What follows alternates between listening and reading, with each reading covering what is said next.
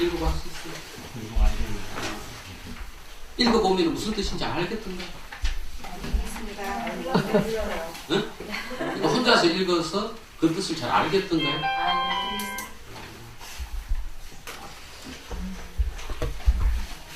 금강경 5가에는 이게 선돌이기 때문에 그 이치를 한번 딱 이해를 하면은 딱 어려운 것이 아닌데 그 이치를 모르는 사람들은 도저히 무슨 말하는지 종잡을 수가 없습니다. 그래서 사실은 금강경 5가이라고 하는 것은 쉽게 이렇게 배우기가 쉬운 그런 책은 아닙니다. 그래서 내가 이번 학기에 여러분에게 어쨌든 간에 이 금강경 5가에 이 책을 소화를 해내면은 조사 오록 같은 것들도 볼 수 있는 눈이 생겨요. 근데 사실은 일반 불자들 중에서 조사 오록을 이렇게 볼 수 있는 정도의 안목을 갖춘 사람들이 많지는 않죠.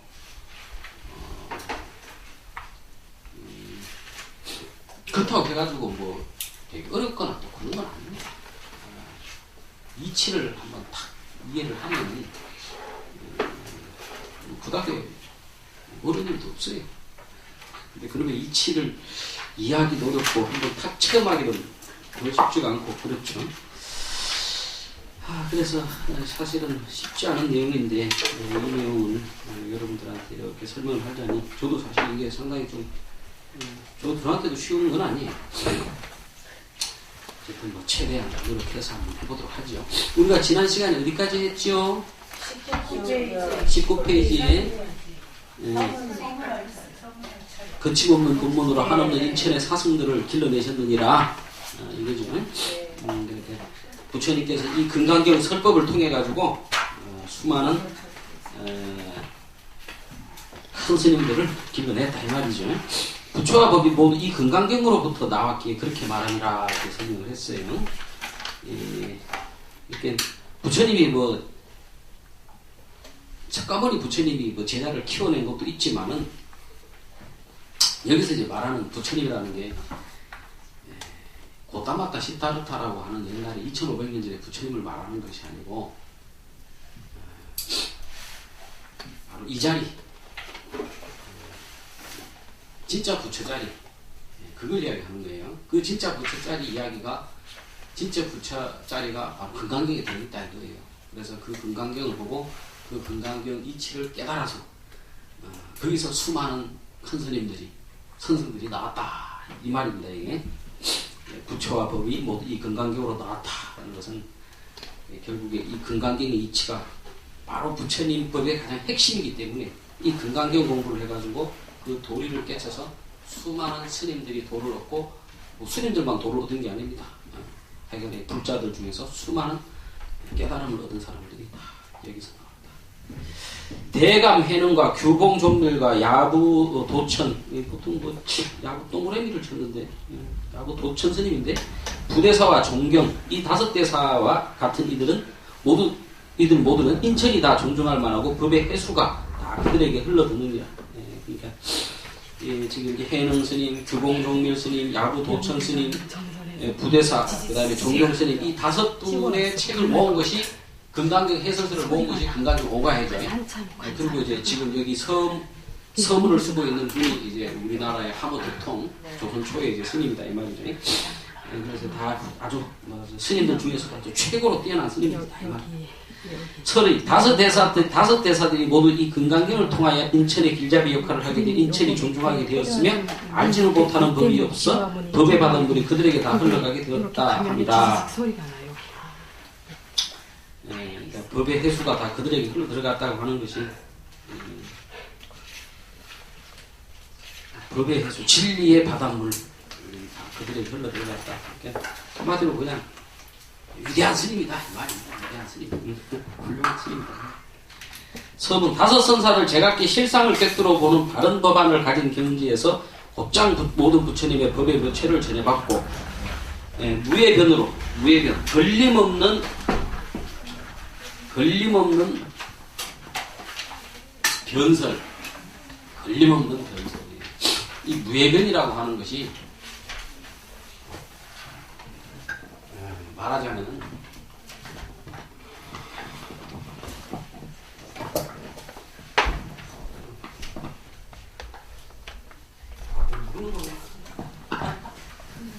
빼는 게 아니고 누르는 거야. 이걸 빼려고 하니까 무해변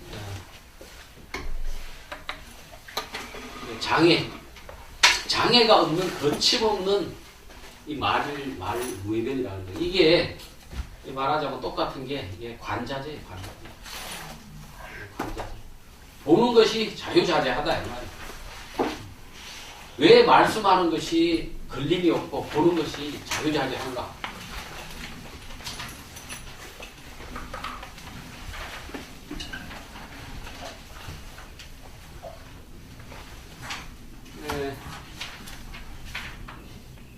중생들은 이렇게 분별을 냅니다. 분별을 내고 부처님이나 보살들은 분별이 없죠.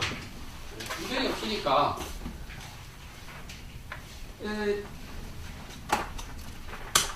조그만 뭐 이거를 봐도 이거를 부처로 보고 우리는 이걸 그냥 볼케나 보는데 부처님 이걸 불보살들은 이거를 부처로 보는 거야. 그러니까 이거 하나를 붙잡고도 온갖 이야기를 다 할 수 있는 거야.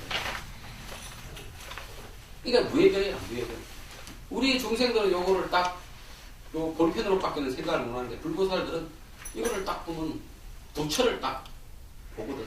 그러니까 이 불법을 어떠한 걸 갖고도 어떠한 걸 보고도 다 불법으로 보고 그러니까 관자죠. 그리고 이 어떠한 걸 가지고도 다 이야기를 할 수 있는 거야. 부처님법을 이야기를 할 수 있는 거야. 그러니까 무해변이라 걸림없이 이야기하는 거야. 옛날에 연등부처가 살아계실 때에 고따마시 따르타 진날에 석가모니 부처님이 되신 분이 수행자가 되셨을 때 그 마음 연등부처가 오셨다. 여러분도 잘 아는 이야기입니다. 그래서 길을 떠 가는데 바닥이 진흙이에요.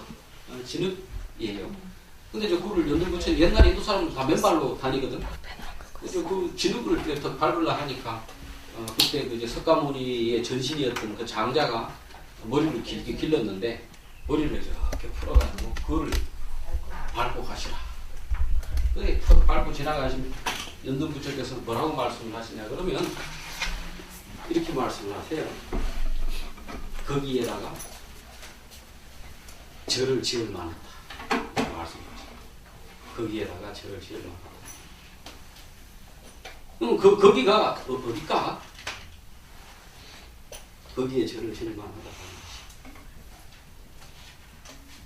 그 젊은 장자가 머리를 풀었던 그 자리에 네?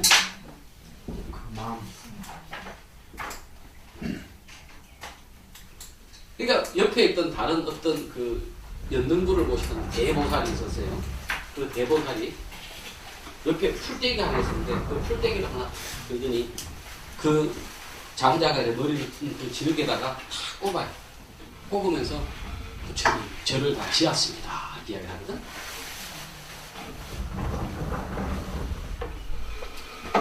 이게 무슨 의미입니까?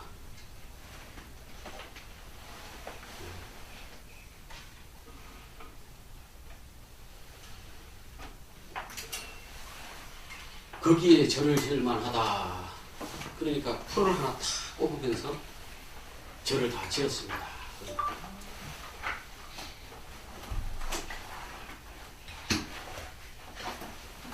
우리 중생들은 큰 절이 있어야 그것을 절로 생각을 해요. 큰 절이 있어야 절로 생각을 하는데 사실은 우리가 이 이치를 딱 알고 나면은 일체 절 아닌 데가 없어요. 절 아닌 데가 없어. 왜냐하면 절이라고 하는 게 부처님 계신 곳이 절이거든. 근데 부처님이 모든 곳에 다 계시니까 모든 곳이 다 절이지. 그러니까 거기에 절을 지을 만하다라고 하는 것은 그 장자가 머리를 푼 꼭 그 진흙 말을 이야기하는 게 아니에요. 그리고 뭐 그 갸륵한 마음 그거를 말하는 것도 아니라 그냥 일체 모든 곳에 다 절을 지을만 하고, 그리고 일체 모든 곳에 이미 다 절이 지어져 있어요. 근데 중생들은 관자재가 안 되니까, 그 일체 모든 곳에 부처님이 있다고 하는 이 관자재가 안 되니까, 즉 분별을 내기서 관자재가 안 되니까, 절은 절대로 따로 있고 집은 집대로 따로 있고 있는 거예요. 그런데 연정불 부처나 그 풀을 하나 뽑아서 절을 지어 올렸습니다 하는 이 대보살들은 일체 모든 것을 다 절로 먹은 거야. 왜? 모든 곳에 다 부처가 있으니까. 그게 왜 그럴까요? 도대체 어떤 이치가 있길래 모든 곳에 다 부처가 있나?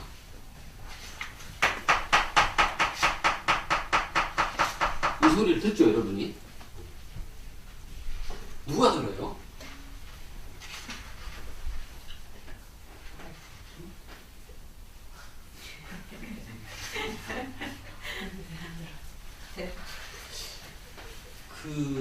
그러면 우리 보살님이 이제 내가 듣는다 그 말도 뭐 사실 틀린 말 아니고 일반적인 모든 사람들은 다 그렇게 해서 내가 듣는다 생각을 해요. 근데 내가 듣는다 그랬을 때 이 몸뚱아리가 듣는 걸까요? 의식이 그러니까 내 의식이. 그럼 의식은 도대체 어디에 있는 걸까요? 내 안에 어디에 있을까요? 내 안에? 뇌? 심장? 그러니까 내 마음 어디에 있을까? 이 육신 안에 내 마음이 있을까? 그러니까 내 마음, 그러니까 불교는 결국 본질이 그건 사실 내가 듣는 건 맞아요. 근데 그 내가 이 몸뚱아리 이것이 내냐? 또는 내 머릿속에 여러 가지 이런 생각도 있고 기쁨도 있고 슬픔도 있고 뭐 여러 가지가 많잖아요. 그죠? 감정, 정신, 느낌 이런 것들이 우리가 보통 정신, 그걸 마음이라 하잖아. 그죠? 그런 것들이 다 내 속에서 나오잖아. 그런 걸 합해서 우리는 보통 그냥 나라고 생각을 한단 말이에요. 그러면서 울고 웃고 과거 기억을 하고 미래에 내가 뭐를 할까 이런 걸 생각하는 이거를 나라고 생각을 한다고. 그리고 그게 내 마음이라고 생각을 한단 말이지. 그래 그걸 해서 나라고 하거든. 그런데 그 나가 난가 봐요. 몸뚱아리는 10년 전에는 내가 지금보다 훨씬 더 주름도 없고 젊었었단 말이지. 10년을 지나면 늙었어, 그죠? 또 20년, 30년이 지나면 이제 아마 그야말로 생명이 떠나고 나면 썩은 몸뚱아리가 되겠지. 썩는 고기 덩어리가 되겠지. 감정이나 느낌이라고 하는 것도 아침만 해도 내가 기분이 좋다가 뭐 또 일이 잘 안 되고 그러면 저녁에는 또 막 기분이 아주 더럽고 나빠진단 말이에요. 그럼 도대체 이 감정도 변하니까 나라고 하면 이게 변하지를 않아야 될 텐데 이 감정도 변하고 몸뚱아리도 변한다. 내 마음이라 생각했던 감정 느낌 이것도 변하고 몸도 변하고. 그러면 내가 분명히 내가 듣는다 그랬는데 그 내가 과연 이건가?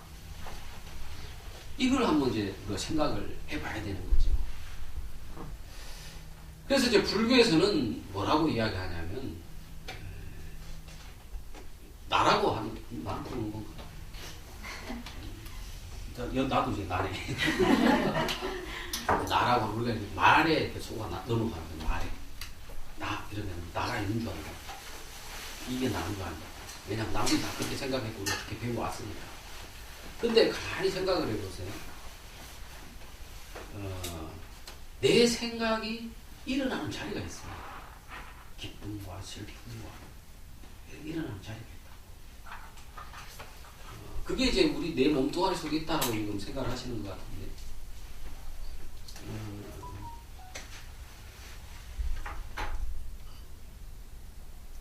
그러면은 뭐 깊은 잠을 자고 있을 때는 그 내 마음도 깊이 잠이 들어서 그 속에 아무 생각이 안 나는 걸까?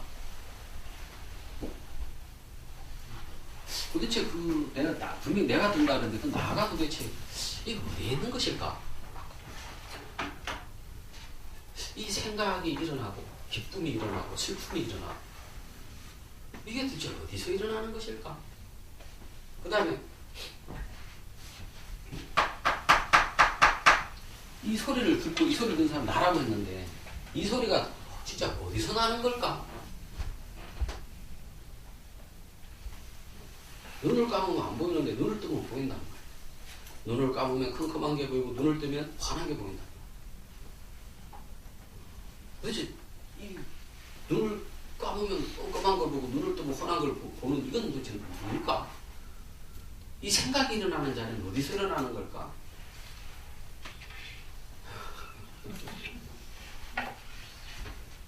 그게 나 맞습니다. 그게 나지. 이 소리를 듣는 사람이 나라고 하는 게 분명히 맞긴 맞는데 그 나가 이 몸뚱아리다. 또는 이 몸뚱아리 속에 있는 그 무엇이다라고 생각하는 것은 이것은 좀 아직까지는 깊이 더 생각을 못하고. 그래서 불교 금강경에서 결국 이야기하는 것은 결국에 그와 같은 생각이 일어나고 내 몸뚱아리도 일어났다가 사라지는 거. 우리가 생사가 귀멸하고 생사가 일어나고 생사가 떨어지는 자리, 그 자리를 찾으라고 우리가 금강경 오가야를 하는 거예요. 왜냐하면 그걸 알아야 우리가 어디서 나왔고 어디로 주고 돌아가는지를 알아야 안심이 될 거 아니에요. 사실 그 갖고는 안심이 안 되지. 생사를 완전히 초월해버려야 안심이 되겠지. 내 몸뚱아리는 죽고 살겠지만 나는 죽고 살지 않아야지. 이 몸뚱아리는 죽을 수밖에 없어요. 언젠가 사라져요. 그거를 옛날에 물론 도사들 도 닦는 단전호가 그런 사람들은 뭐 장생 불사래가 몇만 년도 살려고 뭐 무슨 동방사긴가 하는 사람은 뭐 60갑자를 몇 번을 살았다고 그러는데 뭐 12,000년인가 살았다 그러는데 그 사람도 죽습니다. 그 육체는 죽어요. 근데 그것이 어디서 태어났다 어디로 죽는가? 나의 이 모든 생각이 어디로 일어났다 어디로 들어가는가? 이 모든 소리가 내가 지금 떠들고 이 소리를 누가 지금 듣고 있는가? 어디서 듣고 있는가? 요거를 깨달으면 금강경 오가야를 볼 일이 없어요. 왜냐하면 이 5 대사분들이 바로 그거를 알려주려고 지금 금강경을 해석을 하는 거거든. 그래서 그 자리를 알게 되면은 과한자재가 되는 거예요. 과한자재. 일체 모든 거를 분별 없이 걸림없이 부처로 봐요. 분별 없이 부처로 본다는 이야기, 분별 없이 부처로 모든 걸 본다는 이야기는 분별이 뭐 하나도 없다 이런 이야기가 아니에요. 분별이 있어. 분별이 생겨요. 분별도 생기고 이런 마음도 생기고 저런 마음도 생겨. 그런데 그런 분별을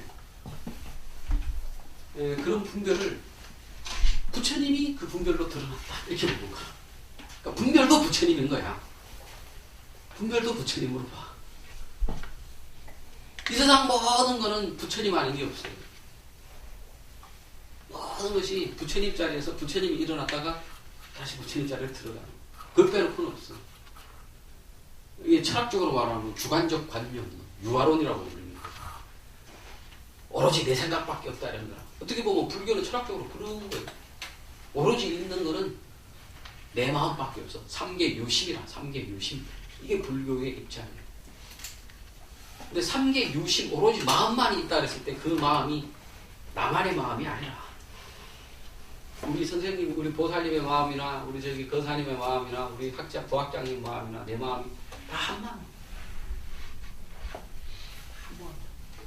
근데 이제 그거를 우리가 거침없이 볼 줄 알아야 돼요. 그게 관자재야. 그와 같이 관자재를 하게 되면 정말 요 볼펜 하나 놓고도 부처님 법을 쫙 설할 수가 있는 거야. 그게 걸림없이 변설하는 무해명이라 우리가 이제 금강경 오가야 공부해서 그 이치로를 알려고 하는 거예요.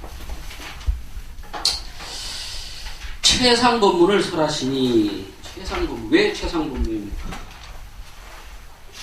왜 최상? 그러니까 글자 하나하나 갖고 다 설명할 수 있어요. 그러다 보니까 진도가 너무 늦어서 지도를 좀 빨리 할 건데. 최상법문. 왜 최상법문이냐? 높은 게 있고 낮은 게 있고 차별이 있는 분별이 있는 최상논문은 그 최상논문이 아니에요. 왜냐하면 분별이 있는데 높다 그러면 그보다 더 높은 게 언젠가 나타나. 그런 걸 최상이라 할 수 없어요. 상은 상이겠지. 정말 최상은 더 이상 그것보다 높은 게 없어야 돼. 더 이상 그것보다 높은 게 없으려면 높다, 낮다라는 분별 자체가 사라지지 않고서는 더 이상 높아질 수가 없어요. 그래서 부처님의 완벽한 깨달음을 우리가 무상등 정갈이랍니다. 무상. 더 이상 이가 없는 평등한 정갈이라고. 그러니까 위나 아래라고 하는 것이 따로 없이 모든 것이 평등하다. 왜? 평등할 수밖에 없어요. 이 피아노도 부처고, 이것도 부처고, 나도 부처고, 여러분도 부처고, 다 부처라. 다 똑같아. 그런데 뭐가 높은 게 따로 있고, 낮은 게 따로 있고 하는 것은 내가 분별로 볼 때는 높은 거와 다른 것이 있어요. 근데 분별을 탁 놔버린 자리에서 보면은, 그러니까 분별을 탁 놨다고 하는 다른 말은 분별에 걸리지 않는 자리에서 보면 높고 낮은 게 있지만은 높고 낮음이 없는 그 자리만 있어요. 그럴 때 최상법문을 할 수 있는 거예요. 이 5분의 대사께서는 단지 이 학문적인 것뿐만 아니라 그 이치를 확연히 깨닫고 그게 통달하시는 분들이에요. 그래서 말씀하시는 것마다 무외견이고 최상법문을 하는 거예요. 여러분들도 그렇게 돼야 돼요.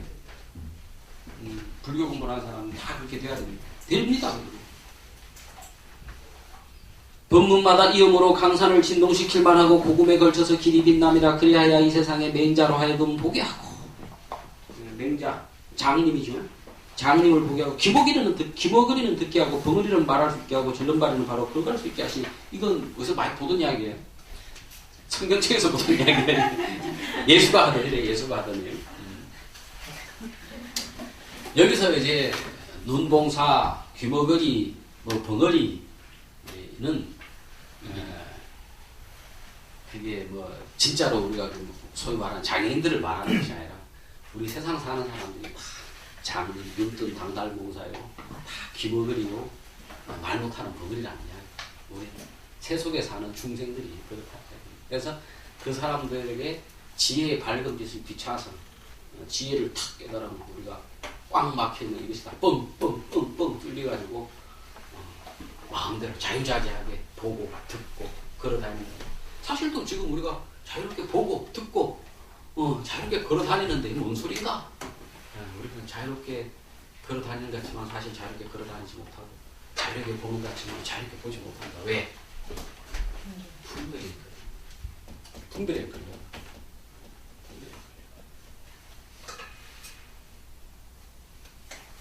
이 분별이 없으면, 분별이 없다라기보다는 정확하게 말하면 분별에 매이지 않는 거예요. 분별이 없는 게 아니라 분별에 매이지 않는 거예요. 왜?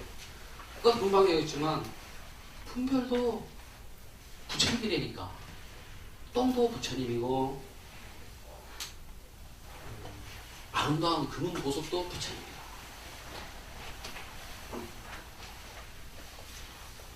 그러니까 그와 같이 분별이 없는 사람은 우리는 보통 보면 똥을 보면 똥은 싫어. 보석만 가져야지.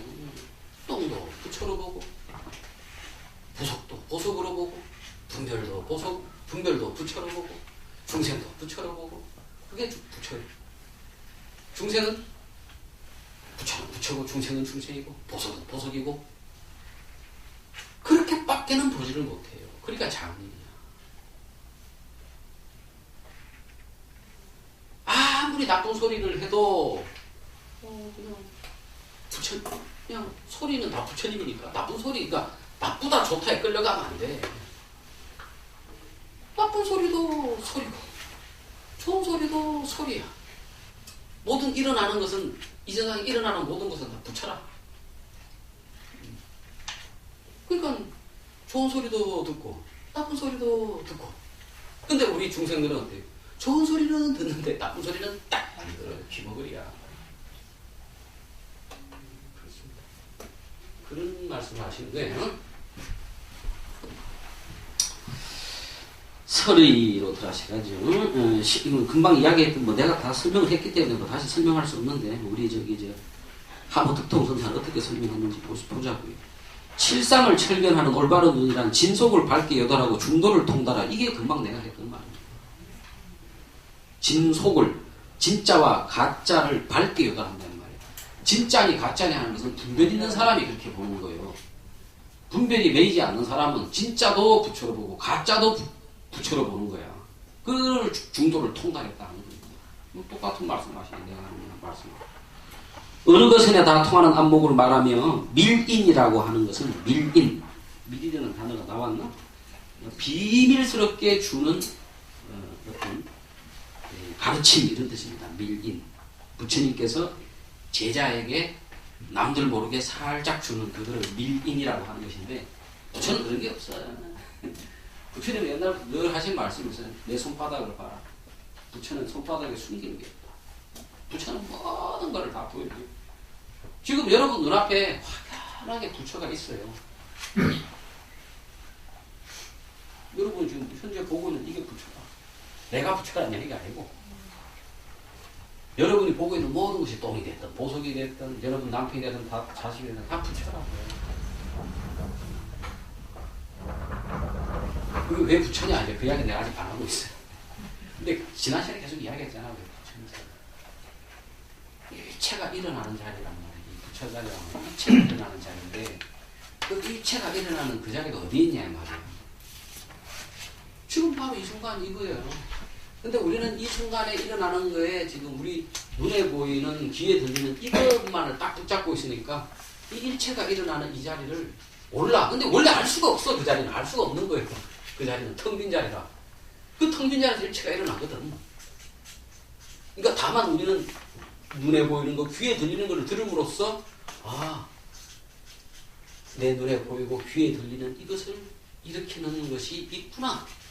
이렇게 그렇게 추측을 할 뿐이에요. 그래서 그냥 이 자리를 보면서 바로 이 자리를 봄으로써 바로 그냥 탁 부처를 하는. 그래서 뭐가 뭡니까? 그러면 이렇게 하는 게 이 소리가 도라는 이야기가 아니라 이 소리가 호련히 어디서 다 나타나잖아. 이거를 아까 우리 보살님은 내가 들었다 그러는데 그 내가 맞어요. 맞아. 내가 듣는 거라. 근데 그 내가 이 몸뚱아리가 내가 아니고 이 소리가 이렇게 호련히 일어나는 이 자리가 그게 나고 그거를 붙여고 그걸 마음이라 하는 거예요. 지금 이 순간 계속 일어나고 있잖아. 지금 모든 것들이. 그죠? 일어나고 있잖아. 지금 계속 여러분 눈앞에 지금 경력하게 보이고 내 소리가 계속 여러분한테 들리잖아요. 계속. 이게 지금 부처가 작용하는 거예요. 부처가 작용하는 거예요. 마음이 작용하는 거라. 그러니까 부처라고 해도 마음이라고 해도 돼. 우리가 뭐 마음이 있어서 우리가 뭘 알아듣고 보고 하는 거잖아. 그걸 불이라 하거든. 법이라고 해. 그 법이라, 진리라고. 그게 지금 여러분 듣고 보고 하고 있는 그놈이 바로 그거고. 근데 듣고 보고 하는 그놈이 따로 있는 게 아니고 그놈은 원래 텅 비어서 공이라, 그걸 그래 공이라고 부르고. 텅 비어서. 근데 그놈이 죽은 텅 빈 공이 아니라 일체를 이렇게 만들어내는 그러니까 그게 진짜 참나야. 그게 참나. 그래서 그것만이 있는 거야. 그것만이 있는 거야. 그것만이 진짜 있는 거고 그놈이 지금 매 순간을 일체 호련이 만들어냈다. 그 다음 순간 일체 사라지고 일체 호련이 나타났다. 일체 호련이 사라지고 그래.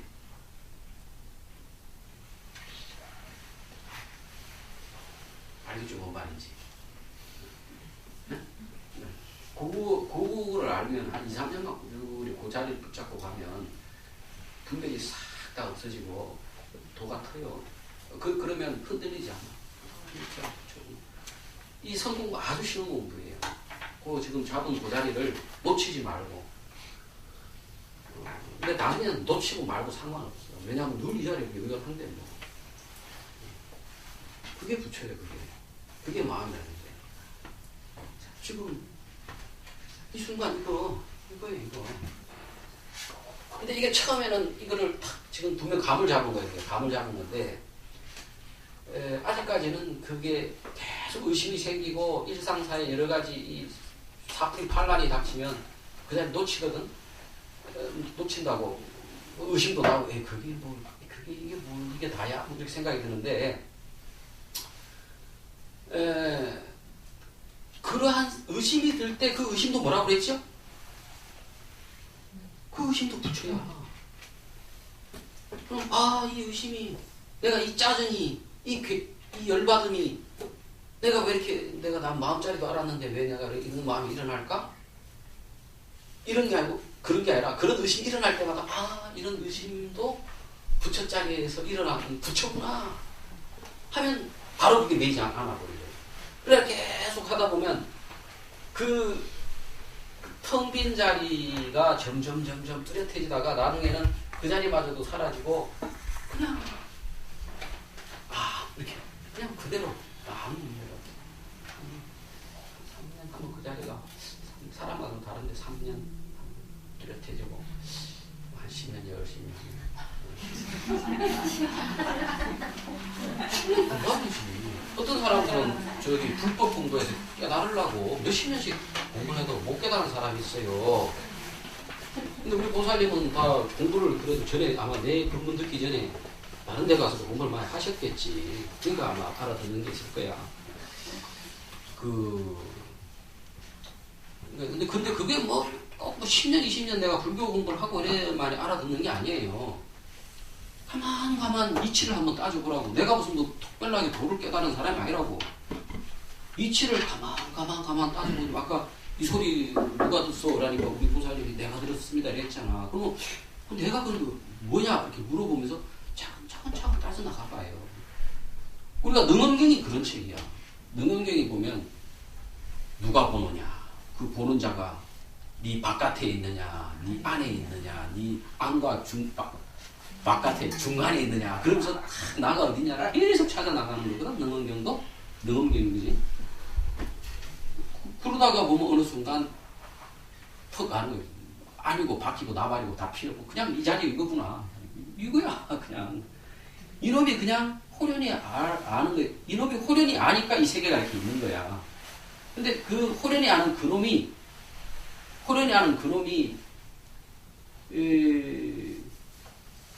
그놈 하니까 무슨 따로 그놈이 있는 것 같은데 따로 그놈이 있는 게 아니고 지금 그놈이 이렇게 우리 지금 눈에 보이고 소리로 들리는 이걸로 지금 나타나고 있어요. 근데 그놈을 절대 볼 수가 없어. 왜? 그놈은 우리가 눈을 볼 수 있냐고. 눈은 절대로 눈을 볼 수가 없어. 다만 그런데 우리가 눈 있다는 걸 어떻게 알지? 보이니까. 그런데 처음에는 그놈을 이렇게 딱 잡아서 알고 싶어요. 처음에는 그놈을 그냥 탁 우리 막 눈으로 이렇게 보듯이 딱 그걸 잡아 알고 싶은 마음이 계속 일어나거든. 그 마음이 일어나면 그거 절대로 알 수가 없어. 마음만 더 답답해져. 그러다가 너무 나중에 답답해서 에이씨 필요 없어. 안 봐. 뭐 그런 게 있기는 뭐가 있어. 탁 마음을 놔버리면 그때 비로소 그렇게 알게 돼. 희한하죠. 그래서 여러분을 꽉 붙잡고 그놈을 모르고 그놈의 정체를 모르게 하는 놈이 딴 놈이 아니야. 여러분들 의심하는 그 마음이야. 분별하는 그 마음이야. 그 마음을 놔버리는 게 아니라 그 마음도 부처님이다 하고는 그 마음이 일어나면 그냥 이것도 부처님 마음에서 일어났네. 하다 보면 어느 순간 이제 우리 보살님처럼 마음이 한번 턱 와닿는다고. 이 자리에서 미처가 일어났다 사라지는 이 자리라는 게 이거구나. 그러고 나면은 옛날에는 내가 바깥 경계를 쫓아다녔거든. 옛날에는 그러니까 내가 지난주에 이야기했잖아요. 우리 마누라가 내 밥 먹는데 저 인간이 내 밥 먹는 시간에 한 번도 제대로 안 나타나 할 때 그 말 뜻을 따라가면 나는 우리 남편한테 무시받는 남편이기 때문에 화가 확 나야 되잖아요. 그런데 그렇게 듣는 게 아니라 그냥 저 인간은 그 말뜻을 따라가지 않고 저 인간은 뭐 맨날 늦게 오는 인간이야 라고 하는 그 일이 호련히 일어났다가 호련히 사라지는 거예요. 근데 그걸 말뜻에 따라가면 천차만별하면서 모든 현상이 일어나. 화도 나고 막 이런다고. 그게 번뇌에 끌려가는 거야. 근데 그냥 딱 들을 때 그냥 저 인간은 밥 먹는 인간이라는 그 소리가 밥 먹을 나오는 인간의 소리가 일어났다가 사라지는 거야. 그게 무슨 일이고 그냥 부처님 소리 안 듣게 하시면 안 돼요? 네? 물론 그렇게 해. 물론 그렇게 하면 좋지. 네, 물론 이제 신랑이 그러신가 봐요.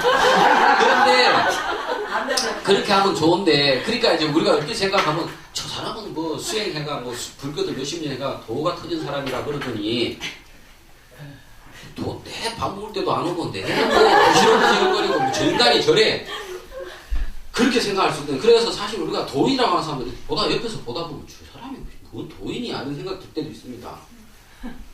근데 그 사람 그거는 내 생각이고 그 사람은 일체 모든 것에 걸림이 없어요. 사실 그 사람. 그러니까 그 사람은 똥도 부처라 생각하고 보석도 부처라 생각하는 사람 그 사람은. 그러니까 어떨 때는 똥 같은 짓도 해. 왜냐면 그 사람한테는 똥도 부처니까. 그 사람은 아무것도 걸리는 게 없는 사람이. 근데 그걸 옆에서 또 보고서 부처가 되면 늘 보석 같은 일만 하지 똑같은 일을 하고 있네. 그 생각을 내가 분별을 딱 붙잡고 있으면 도인도 도인으로 보이는 것이 아니라 그렇게 보이는 거예요. 그래서 그 선생님이 왜 그렇게 해주시죠 이렇게 하는데, 근데 사실은 이제 우리 인생사를 살면서 이제 그래요. 그래서 그 사람한테 바래가지고는 절대로 이 세상 일은 변하지가 않습니다. 그런 참 내 속을 썩이는 남편이지만 그걸 마치 내가 그 말에 따라가지 않듯이 내가 남편에 갖고 있는 그 생각과 남편의 행동에 내가 딸려가지 않고 그것이 그냥 일어났다 사라지는 일이다 라는 거를 내가 철견을 하고 있으면 그게 내 마음이 전혀 흔들리지가 않는다. 그러면 남편이야. 밥 먹을 때 늦게 오든 빨리 오든 아무 상관이 없어요. 그렇게 해서 우리가 이 고통에서 벗어나가는 거지.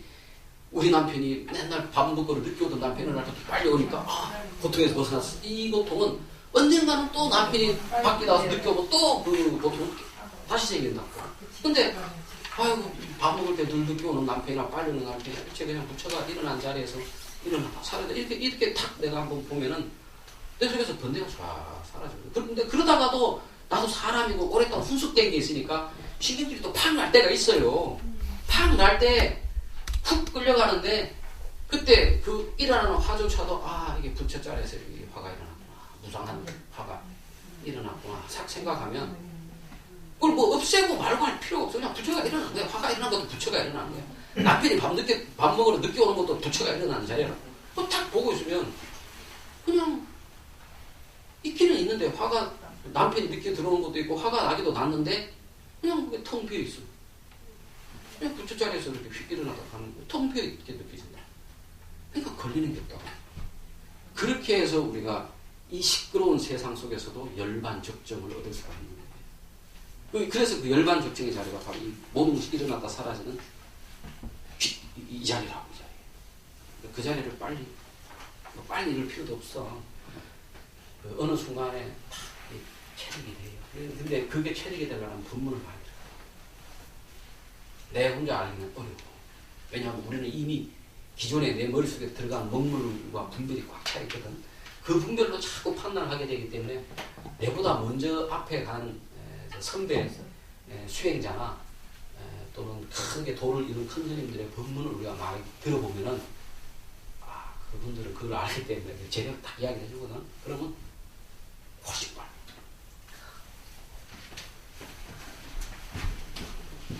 진도를 빨리 나가야 돼. 미린이란 중생이 아직 깨닫지 못한 진리로 불조가 대대로 전해야 한 미묘한 법을 말함이라. 그 미린이 이제 금방 내가 이야기했던 그거요. 마음짜리. 모든 것이 일어나고 분가는 마음짜리인데, 이거를 불조가 부처님과 조사들이 뭘 대대로 전해줬겠어. 이거는 부처가 전해줄 수 있는 게 아니잖아. 이거는 늘 있는 건데, 그죠? 이게 늘 있잖아, 이거. 늘 일어나고, 우리 눈앞에 늘 일어나고 있는 일이고, 늘 우리가 쓰고 있는 거잖아. 이걸 뭘 전해줄 수 있는 게 아니라고, 이거는 내가 태어나기 전에도 있었고, 내가 죽고 난 후에도 있을 거란 말이야. 근데 그거를 미린이나 이렇게 이제 이야기를 하니까, 우리 중생들은 뭐가 내가 깨닫지 못한 특별한 게 있는가 보다 이렇게 생각하는데 그런 거 없어요. 부처님 말씀하시긴 내 손바닥에 숨긴 게 없다. 자, 나는 백수다. 하얀 손바닥이다. 아무것도 숨긴 게 없다. 모든 걸 다 보여줬다. 부처님. 근데 이제 뒷날에 사람들이 이렇게 이제 미린이다 이렇게 이름을 붙이니까 뭐가 있는가 보다 싶어가지고 사람들이 생각할 뿐이지. 다섯 대사들이 이러한 정언을 갖추고 그러한 불법 요체를 전수받아 널리 중생들에게 무예설법을 하시니 그 이강이 대지를 진동시키고 공을 환히 비추어 있느라 그리하여 보는 이나 듣는 이는 이로 하여금 모두가 교화를 받아 그릇 됨을 알아 올바르게 하시고 선과교를 다 행동하시니 이게 이제 용비어천가 부르는 거예요. 그 5분의 스님이 그렇게 이대한 무이다 이 말이죠. 이분들이 왜 그렇게 똑똑하고 위대하게 됐겠어? 공부 많이 해서? 돈이 많아서? 무슨 뭐 품행이 방정해서? 아닙니다. 이 자리를 알아서.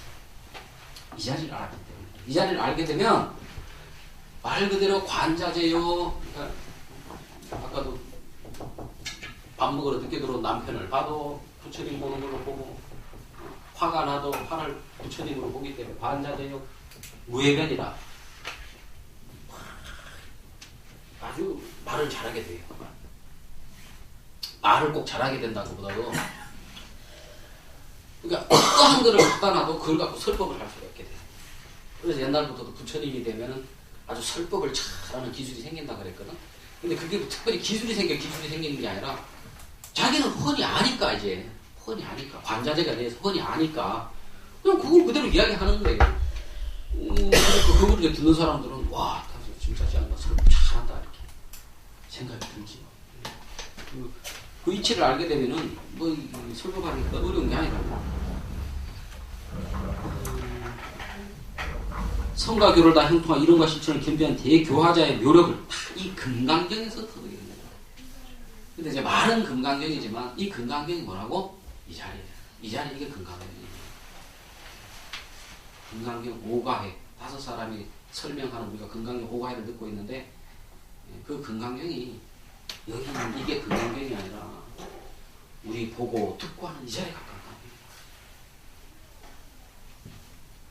일이 그랬거니와 또한 장래에 널리 중생들을 깨치게 하기에 뜻있는 자가 각기 이견의 주석서를 지어 후세에 전하시니 뭐 그렇게 했고 그 다음 페이지로 넘어갑니다.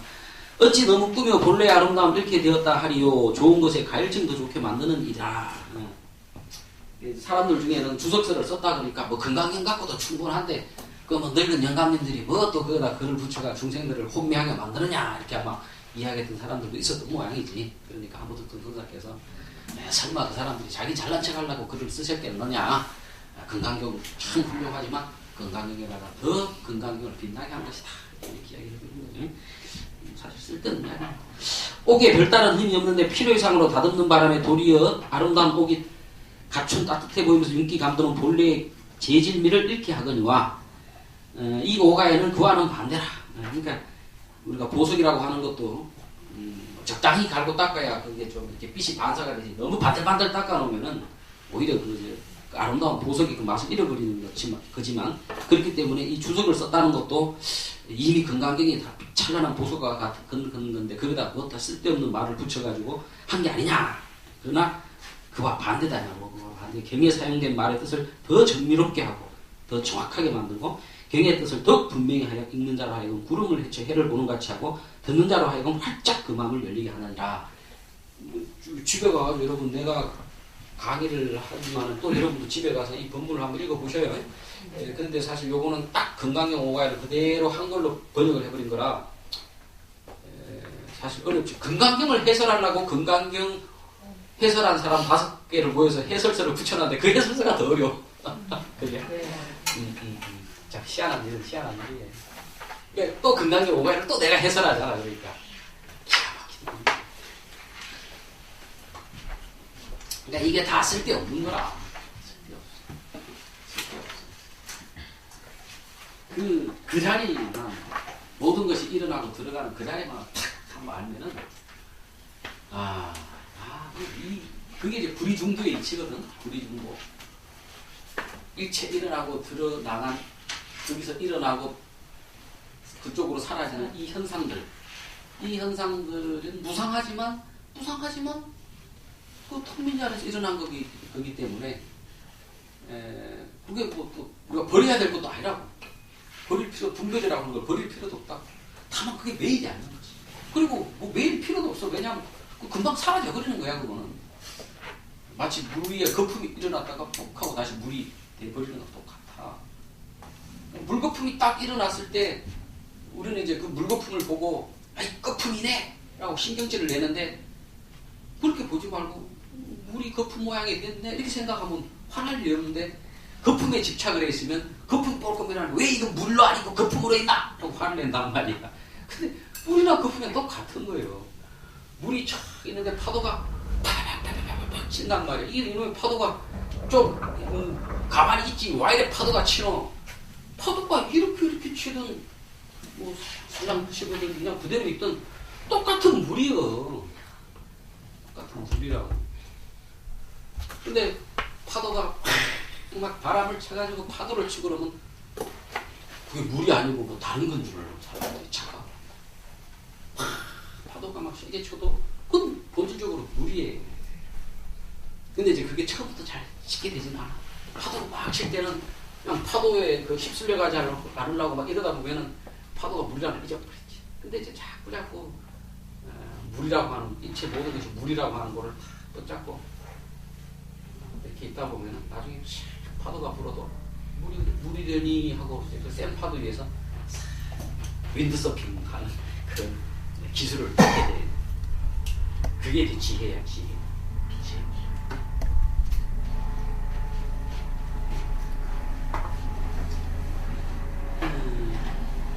서문 어찌 불법을 거듭 빛내니 그치며 또한 제대조사들의 법을 더욱 높이 빛나게 하리라. 서문 참 기네. 참 하모덕통 선사도 말이 많습니다. 서문 어찌 불법을 거듭 빛내면 그치리요 또한 제대조사들의 법을 더욱 높게 빛나게 하리라. 그러니까 금강경 오가이를 써가지고 단지 부처님법만 높이는 게 아니라 후대 이제 조사 스님들, 조사라고 하면 우리가 뭐 역대 큰 스님들을, 중국과 우리나라의 역대 큰 스님들 이야기하는 겁니다. 무슨 뭐 특히 근데 이제 조사라고 하는 이 단어는 주로 이제 선종의 선사들을 주로 이제 높여서 조사라 이런 이야기를 하는 것이지만은 우리가 예불문 할 때도 천하 조사, 뭐 대종사, 뭐 이렇게 천하 종사, 뭐 이렇게 예불도 하죠, 이제. 근데 뭐 꼭 조사라고 하는 것은 선종의 조사뿐만 아니라 다른 종파의 뭐 화엄중에도 다 조사가 있고 조사가 있죠. 옛사람이 말했다 삼승 12부. 삼승이라고 하는 것이 이제 제1승이 천문승이요, 제2승이 영각승이요, 제3승이 보살승입니다. 그래서 우리가 보통 앞에 성문승하고 두 번째 영각승을 합해서 이승 또는 소승이라고 합니다. 그 다음에 이제 보살승을 이제 대승이라고 보통 이렇게 부르게 되는 것이죠. 그리고 이제 12부라고 하는 것은 그 이제 소승 대승에 걸쳐가지고 아함부, 본연부, 뭐 정토부, 법화부, 열반부 뭐 이런 식으로 쭉 해가지고 부처님의 8만 대장경을 12파트로 다 나눠놓은 겁니다. 12파트. 12부로도 나누기도 하고 뭐 5부로 나누기도 하고 그러는데 보통 삼승 12부로서 보통 이야기를 많이 합니다. 그 가르침, 그래서 삼승 12부라고 하는 것은 결국에 뭐 교뿐만 아니죠. 근데 교죠. 어쨌든 교 12부라고 하는 건 8만 대장경을 이야기하는 거니까 가르침에 그 이치를 터득하여 묘한 경지에 들면 달리 어디에서 조사 설의 뜻을 찾겠는가? 조사 설의 달마대사가 서쪽이면 중국의 서쪽은 인도죠. 달마대사가 인도에서부터 중국으로 오신 이유는 무엇인가? 그게 뭐 왜 달마대사가 중국으로 왜 왔습니까? 법을 전하려고 왔잖아요. 법을, 진리를, 부처님법의 진리를 전하려고 왔다. 그러면 달마가 서쪽에서 온 이유는 결국 진리 때문이죠. 진리. 그래서 조사 설의가 무엇인고 이 말은 결국 도가 무엇인가, 진리가 무엇인가, 불법이 무엇인가를 묻는 것입니다. 이 불법이 뭡니까? 이거지. 불법이 이거예요. 이 소리를 듣는 놈. 그래서 조사가 설의하신 이유가 뭡니까? 하는 큰 소리인데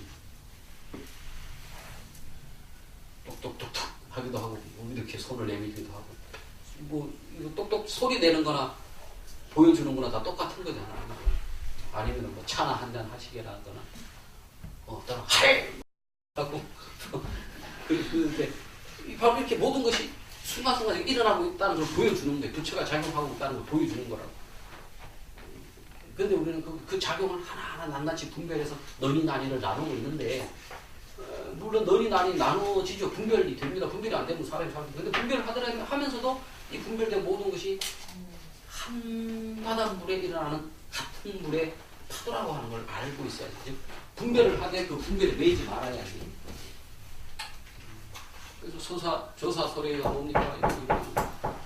이 소리가 바로 물이라 이 말이에요. 물자리에서 일어나는 파도다 이 말이에요. 그래서 이 소리를 들으라는 이야기가 아니고 이 소리가 어디서 일어나서 어디로 들어가냐 이 말이에요. 소리가 없을 때는 이 소리 없음이 어디서 일어났다 어디로 들어가냐 이 말이에요. 소리가 있을 때는 소리 있음을 듣고 소리가 없을 때는 소리 없음을 알아. 아무것도 잘 모를 때는 모른다는 걸 알아. 이 놈이 뭐냐고. 이놈이 지금 절대로 알 수 없어요. 그거는 절대로 알 수 없다. 그거는 지 모습이 없는 놈이다. 모습이 없는 놈인데 모든 작용을 이렇게 낸단 말이에요. 그러니까 그놈을 알려고 하지 말고 그냥 이 자리구나 하고 탁 놔버리는구나. 그냥 어차피 알 수가 없는 거야. 그냥 턱 이 자리구나. 그냥 이 자리에 모든 것이 일어나고 들어가는 그 자리구나 하고 턱 알고는 일체 모든 것이 일어날 때마다 그 자리에서 일어나는 이리거니 이렇게 있다 보면 어느 순간에 와장창 하면서 단지 내 마음 머리로만 안 분별로 안 거를 넘어서서 어느 날 정말로 가슴으로 그게 확 와닿아요. 어렴풋하게 아는 게 아니라 확실하게. 지금 우리 보살님 뭐 어렴풋하지. 어렴풋하니까 이제 금방 이제 잊어버리고 하지만은 근데 그것이 바로 씨앗이에요. 씨앗. 그것 우리 보살님처럼 그런 것도 이해를 못하는 사람이 많아요. 근데 보살님은 벌써 마음속에 바로 이 자리구나 하는 걸 감이 좀 그걸 이제 감이 잡혔다 그러거든. 감이 잡힌 거야. 감이 잡혔어. 그러고 이제 그걸 조금씩 키우는 거야. 나도 또 마찬가지야. 그 감을 잡고 그걸 조금씩 나도 키워가는 중이에요. 그래서 그것이 나중에 정말 완벽하게 돼가지고 정말로 뭐 이렇게 했을 때도 도요. 저렇게 했을 때도 도요. 이 정도가 돼서 자유자재가 되면 어디 가가 나도 폼을 좀 잡겠지. 아직까지는 내가 사실 어디 가가지고 이렇게 건강하게 오래 강의하는 사람은 아닌 것 같아요. 여기까지 그만큼 되지 않는데 부학장님들이 기회를 주시는 바람에 여러분하고 이렇게. 그래서 어떨 때는 조금 부끄러울 때도 있어. 더 공부를 많이 해야 되는. 어찌 불법을 거듭 빛내며 거치고 제세와 전설 법을 더욱 빛나게 하리라. 삼순 12부의 가르침의 그 이치를 몇 시입니까? 응? 야,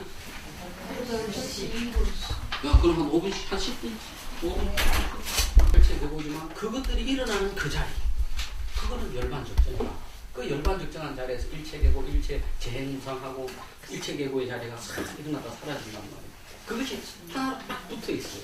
그 둘이 아니야, 원래. 둘이 아닌데, 우리가 분별을 하니까 열반적정 자리하고 이 일체 현상이 두 개로 떨어져 있는 것을 자꾸 생각을 하는데 그게 두 개가 아니고 그 열반적정이라고 하는 물이 일체 계고의 현상이라고 하는 파도를 일으킨 것 뿐이야. 그래서 이 일체 계고의 파도라고 하는 것이 열반적정의 물이구나를 알면은 바로 그냥 색적시공 공유지색이 이해가 딱 되면서 되지만 그런데 이제 그래도 그 의심이 당하지 않기 때문에 또 어떤 경계에 부닥치면 또 의심이 일어나기도 하고 내가 분명히 그 이치를 알아냈고 또 우리가 오랜 업습이 있기 때문에 이게 의심이 일어나기도 하고 또 살다 보면은 내 업습에 따라서 어떨 때는 경계에 훅 딸려간다고 그러면 이제 엉터리 같은 짓을 하고 난 다음에 막 술 먹고 그 다음에 후회하듯이 내가 그 자리를 알았는데 내가 왜 있다고 그랬을까.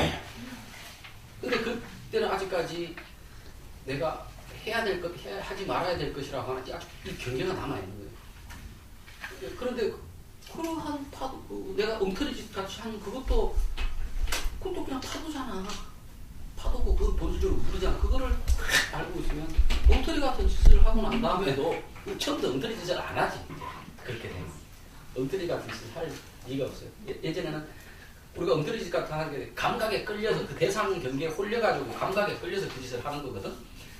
그런데 그것이 본질이 이 텅빈 자리에서 일어난다고 하는 걸 알고 있으면 그 대상 경계가 쑥 일어나서 그만에 사라지는 걸 알게 되면 거기에 옛날처럼 잘 안 끌려가요. 내가 끌려가지 말아야지 이렇게 의지를 해서 안 끌려가는 게 아니라 아니 헛된 것들이 일어나서 사라지는 것이 버전이 눈앞에 있는 봐지는데 그게 안 끌려가지지 자연스럽게.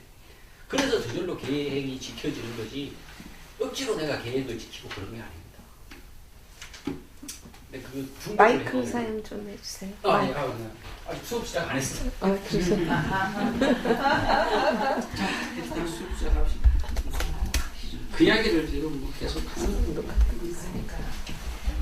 교수님도 힘드시겠어요. 다섯 대사들이 이러한 정안을 갖추고 그러한 불법 요체를 정수받아 널리 중생들에게 위해 설법하시니 그 이강이 대지를 진동시키고 고금환이 미치거든. 야 이거 너무 빨아준다.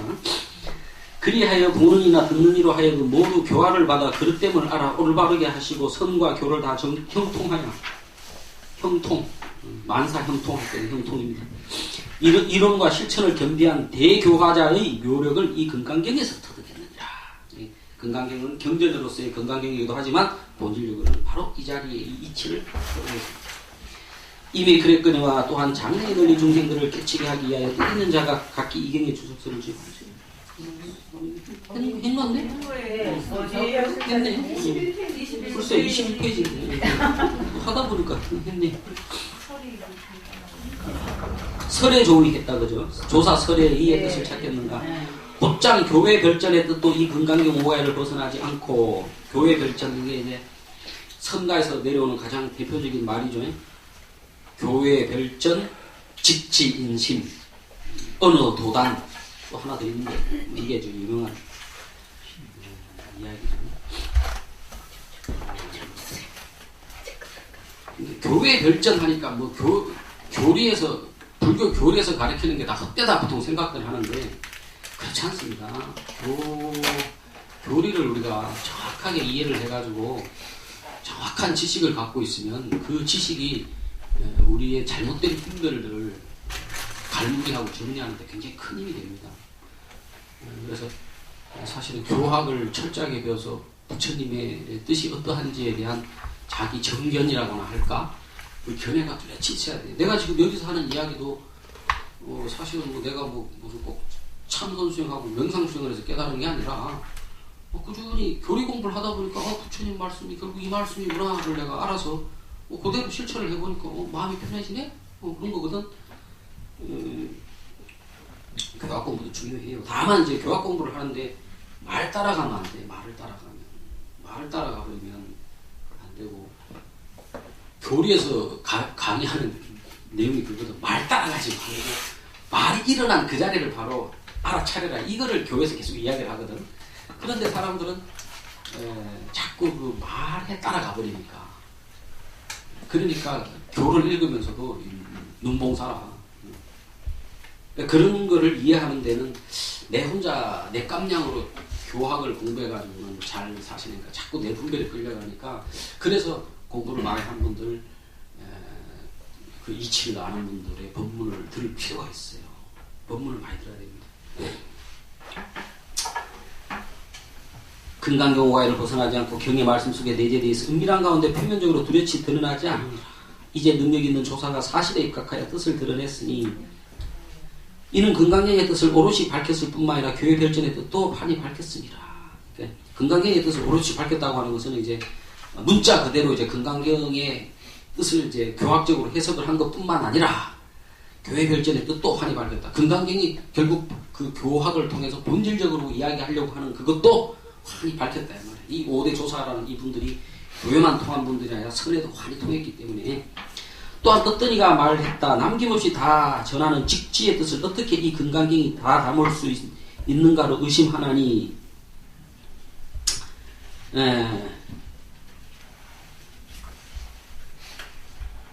직지의 뜻. 직지라고 하는 거 바로 딱 가리키는 거. 한마디로 말씀하면 진리. 진리라고 보면 됩니다. 직지, 바로 가리키다. 뭐를? 우리가 직지, 보름달을 딱 가리킨단 말이에요. 보름달을 딱 가리켜. 도가 뭡니까? 이게 직지. 바로 가리키잖아요. 일어나잖아요. 소리가 딱 일어나잖아요. 이게 도거든. 이 도를 바로 가리키는 거예요. 이 직지의 뜻을 이 금강경이 다 담을 수 있겠나 의심하나니 그렇다면 저 황매와 조개를 보면 그 의심은 사라지리라. 예. 예. 난 이건 좀 약간 뭐 이해가 잘 깊이 안 되는데, 황매와 조개라고 하는 것은, 황매는 조개 해능대사의 황매와 조개. 조개는 해능대사고, 황매는 황매는 마조도일 선사의 제자입니다. 황매는 마조도일 선사의 제자인데, 마조도일 선사는 육조 해능대사의 뒤를 이어서 중국선을 크게 번창시킨 대표적인 조사 스님이죠. 그 마조 스님의 제자 중에 황매라고 하는 스님이 있었어요. 황매라고 하는 스님이 있었는데, 이 황매라는 스님한테, 황매라는 스님이 이제 어느 날 마조도일 스님을 이제 참방을 하고 찾아뵙고는 도가 무엇입니까? 그러니까 즉심시불이라 이렇게 이야기를 했거든. 도가 무엇입니까? 그러니까 마음이고 부처다 이렇게 이야기를 했다.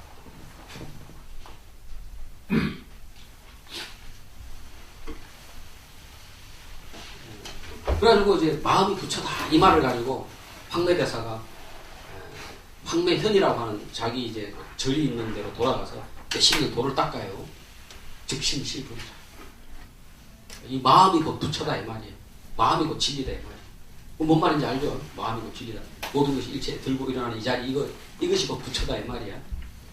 근데 그거 갖고 이제 몇십 년 돌을 닦았는데, 이 중국이라고 하는 나라는 뭐 지금은 뭐 중국도 과학이 발전해서 뭐 왔다 갔다 할 수 있지만 옛날에 중국이랑 땅이 워낙 넓으니까 한 번 이제 스승의 곁을 떠나면 다시 찾아뵙기 어렵거든. 근데 이제 마조도일 대사가 이제 한 10년이나 세월이 지나가지고 이 황매 스님이 공부를 어찌하고 있나 싶어가지고 자기 제자를 이제 보내본 거야. 보내봤어. 황매 대사는. 그래서 마조 스님께서 황매 스님께서 어떻게 공부하시는지 알아보라고 보내셨습니다. 그런다고. 공부가 어느 정도 잘 돼가고 있다고 전해라. 그런데 요새 마조 스님께서는 도에 대해서 뭐라고 말씀하시느냐? 예전에 스님께서 찾아오셨을 때는 즉심시불이라 하셨는데 요즘에는 비심비불이라. 마음도 아니고 부처도 아니고 이렇게 가르치십니다. 그럼 황매 스님께서는 뭐 하실 말씀 없이 그래. 마조 스님께서 그렇게 하신다 하더라도 나는 즉심시불이다 라고 이야기하더라 라고 전해드려라. 그렇게 이야기합니다. 그래가지고 이제 제자가 쫓아가가지고 마조 스님을 만나는 거예요. 마조 스님이 그래 요새 황매 스님이 어찌 공부를 하고 있던고 하니까 요즘에 그 큰 스님께서 예전에 즉심시불을 고쳐서 비심비불이다 이렇게 가르친다 이야기했더니 자기는 아직도 즉심시불이다 라고 전해라 이렇게 말씀하십니다. 황매라고 하는 걸 매자가 그게 누르황자에다가 매실 매자거든.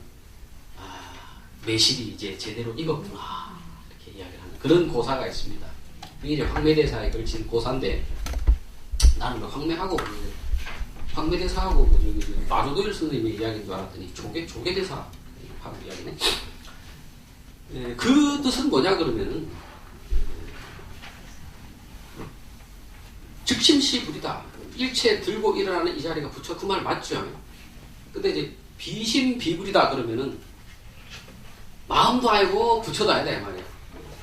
그러니까 우리가 즉심시불이다 그러면 일체 들고 일어나는 이 자리 이것이 부처다라고 딱 거기 집착을 하게 되거든. 또 분별이 이렇게 된다고.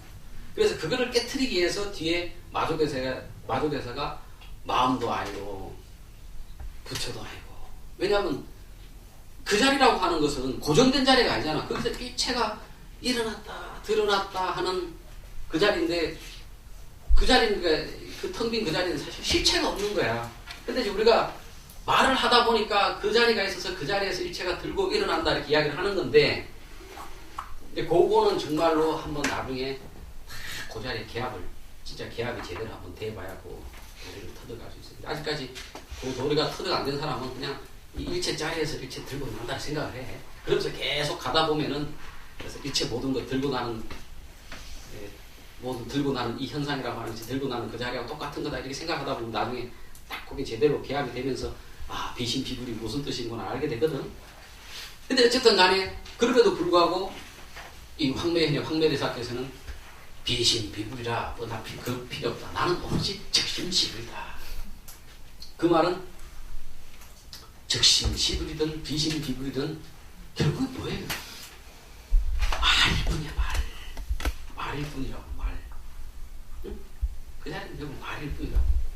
진짜로 가리키려고 하는 황매대사, 마루대사가 가리키려고 하는 것은 적심시불을 가리키려고 하는 것도 아니고 비신비불을 가리키려고 하는 것도 아니고 적심시불이라고 하는 말 또는 비신비불이라고 하는 말, 즉 그 손가락을 통해서 가리키려고 하는 그 달이 있단 말이야. 그 달을 알면 적심시불이라고 부르든 비신비불이라고 부르는 아무 상관이 없어. 그러니까 마조 스님은 자기 스승이 그 말씀을 하셨는데도 마조 스님은 비신비불이라 해라. 나는 적심시불이다. 그래. 그러니까 그 이야기를 듣고서 이 사람이 드디어 확고하게 자기 주체성을 확립했구나. 자기 살림살이를 확고하게 했구나. 이제 남의 말에 스승이라고 해서 스승 말을 듣고 이리 흔들리고 저리 흔들리지 않고 확연하게 이 마음자리 이것이 자기의 스승이 되었구나. 그걸 인정해 주는 거예요. 그게 황매대사 이야기거든. 이게 황매대사 이야기인데, 그렇다면 저 황매와 조개를 보면 그 의심은 사라지리라 하는 그 말씀이 금강경이 다 어떻게 이 금강경이 직지에서도 다 담을 수 있는가 의심하나니, 그렇다면 저 황매와 조개를 보면 그 의심이 사라지리라 이 말을 보면 좀 매치가 좀 잘 안 되긴 안 되네. 어쨌든 넘어갑시다. 나라고 다 알겠습니까?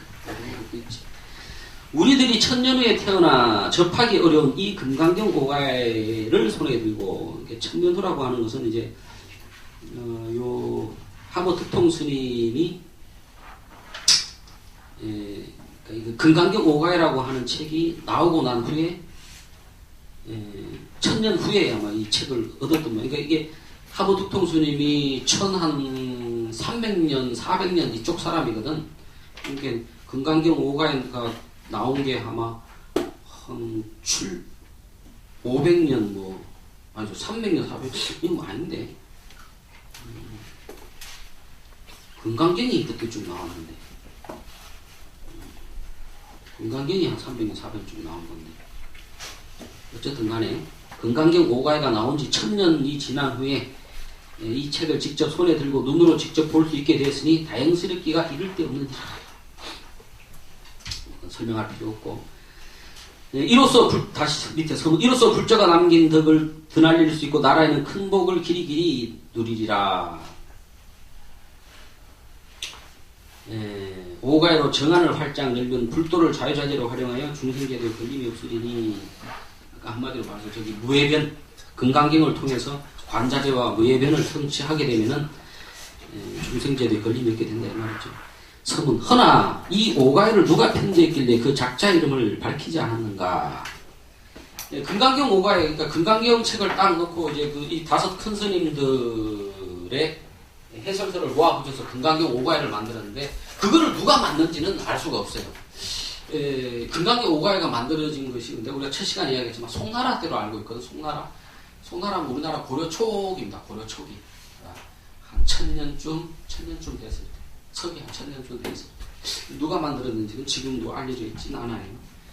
편제자 이름을 몰라 아쉬워하느라 우리가 그까지 알아야 되겠습니까? 그죠? 일불 5조의 뜻한 바를 이 금강경 오가이를 한번 정독함으로써 깨닫게 될 것을 나는 기뻐하노라. 일불 부처님이 금강경을 설하셨고 그 금강경 오가이를 5분의 조사 스님들께서 해설을 했죠. 그래서 일불 5조라 그러는 거예요. 이 한 권의 책 내에 불조의 등불이 서로 비추고 있어. 23페이지 넘어갔습니다. 이 한 권의 책 내에 불조의 등불이 서로 비추고 있어. 우리가 보통 이제 부처님의 법을 전하는 것을 전등한다고 해요. 전등. 진리의 불빛 등을 이렇게 앞에 스승이 뒤에 제자에게 주고, 그 뒤에 제자가 또 스승이 돼서 또 뒤에 제자에게 주고 하는 것을 전등, 등을 전한다 이렇게 하죠. 그래서 불조의 등불이 서로 비추고 있다고 하는 말이 스승이 제자에게 법을 전하고 이제 그 이야기를 하는 겁니다. 한번 읽어보면은 불조의 뜻을 알게 되나니 그래서 내가 기뻐하는 까닭이니라. 그 옛날 사람들은 한 번 읽어보면 불조의 뜻을 환하게 알았대요. 여러분도 빨리 한번 읽어봐. 읽어보라.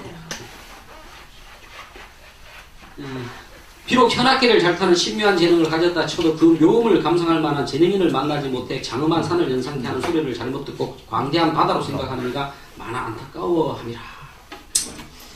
이걸 우리가 보통 이제 지음이라고 해요. 지음. 내가 아무리 악기를 잘 타도 그 악기 소리를, 내 악기 소리를 잘 탄다는 걸 알아주는 사람이 없다 그러면 참 아쉬운 일이죠. 사실이 그렇습니다. 내가 여러분 일주일에 한 번씩 만나기 진짜 기쁜 시간입니다. 나에게서. 왜냐 그러면 내가 친한 친구도 있고 고향 친구들도 있고 다 있는데 이 친구들을 만나서 이야기를 하면은 지금 내가 여러분 앞에 하는 이 이야기를 할 수가 없어요. 하면은 이 친구는 관심도 없고 관심이 없어요. 일단 뭐 먹고 사는 문제, 요즘 이제 애들 한참 대학 가고 뭐 이제 은퇴할 나이가 애들 돼가지고 이제 뭐 앞으로 뭐 인생 후반기를 어째 살 것이냐. 뭐 그저 뭐 아니면 요새 뭐 또 이제 슬슬 이제 우리 이제 50 넘어가니까 뭐 이제 성인병 생긴 애들 이제 건강 문제 이런 거 이제 이런 거에 관심이 많지.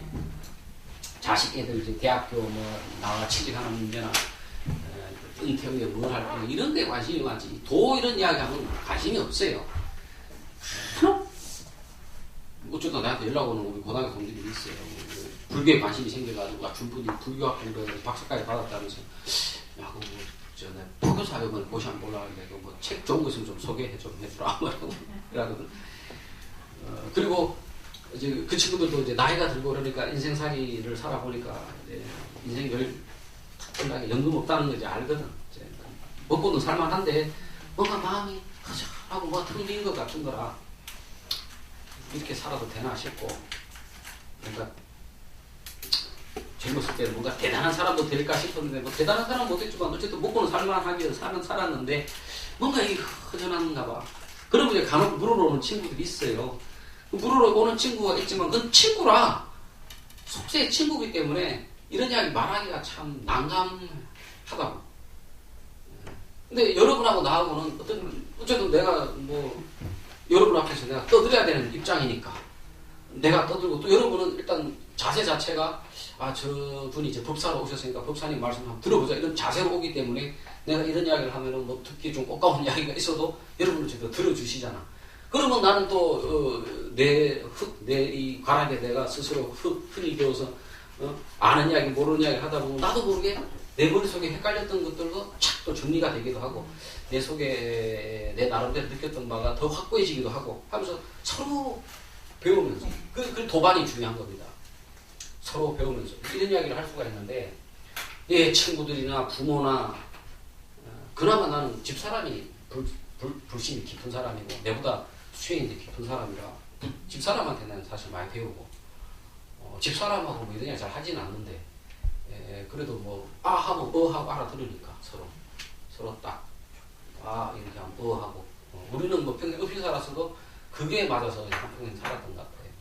서로 불교를 좋아하니까 하면 하고 알아듣고 하면 하고 알아듣고 집사람하고 이야기하면 알아들어요. 대학원에서 나와 같이 공부했던 애들도 이런 이야기하면 이 사람들은 똑같이 뭐 불교학 인도철학을 공부했어도 뭐 산스크리트나 이런 데 관심이 있지 여기에도 관심이 없는 사람은 또 이런 이야기 해보면 아무 관심이 없어. 그게 참 안타깝죠. 그런데 이제 여러분도 좋은데 만약에 어떤 분을 탁 만났는데 그분이 내가 말하는 이 도리를 싹 다 이해할 뿐만 아니라 오히려 그분이 더 한 끗발 높아가지고 내가 앞으로 어떤 길로 더 공부를 해나가야 될까를 모르고 있는데 그 길까지 잡아준다라면 아주 기가 막히게 즐겁겠지. 수행하는 사람들이 공부하는 사람들이 그런 분을 만나면 기쁜 거야. 즐겁고.